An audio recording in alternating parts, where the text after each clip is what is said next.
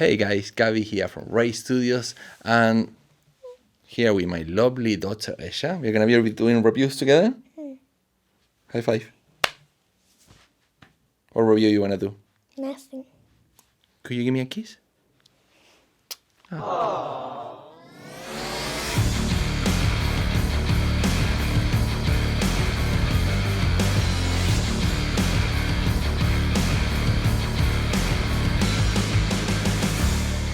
I know what you're thinking. Deja vu.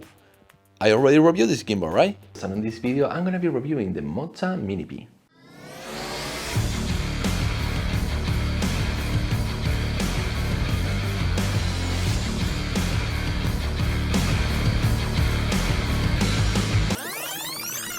Well, kind of.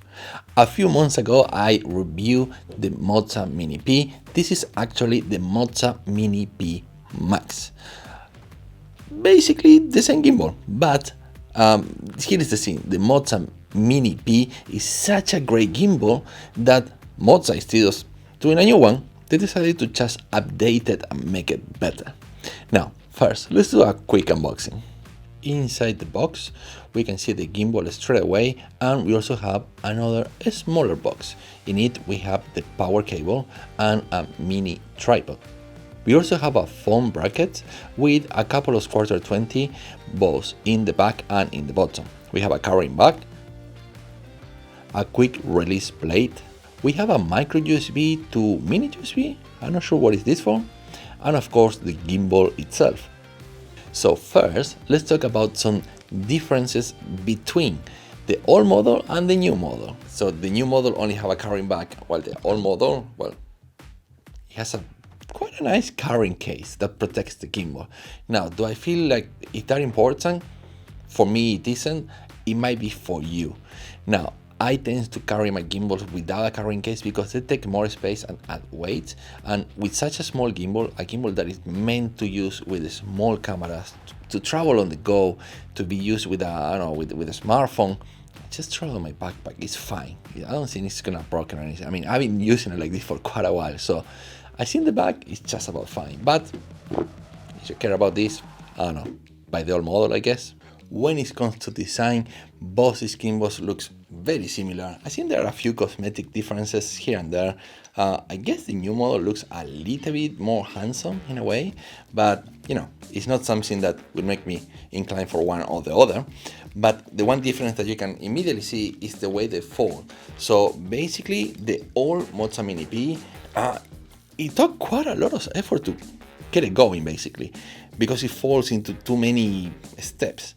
But the new one falls into fewer steps, and not only that, now we can lock each axis individually. So when you want to balance a camera or a smartphone, it's a lot easier because you can do it one axis at a time. And that's already a game changer. It's basically a bit like the DJI running RS and RSC2, right? The new ones. I also have that one. And this basically is the same, but on a very, very, very small size, and it's very cool. One thing that I really like about this gimbal, both of them, is that the stabilization on these gimbals are second to none. I think Moza is probably my favorite gimbal company when it comes to actually stabilization. So here is the thing, most gimbals are pretty good at stabilizing footage. I mean, there's so much competition and they're all getting better and better.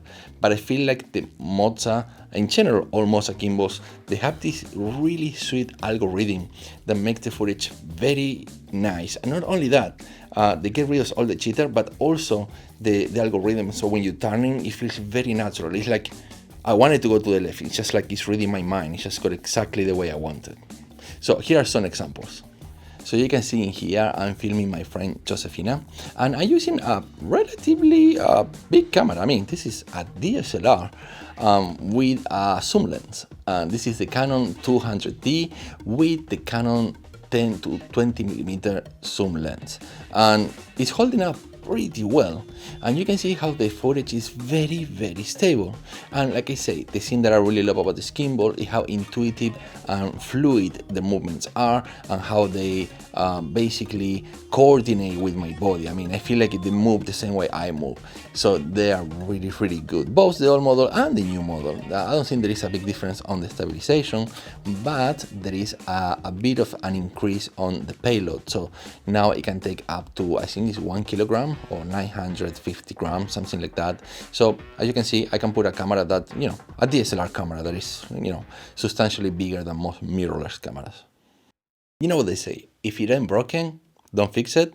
Well, the Moza Mini P wasn't broken, but they have somehow managed to make it way better.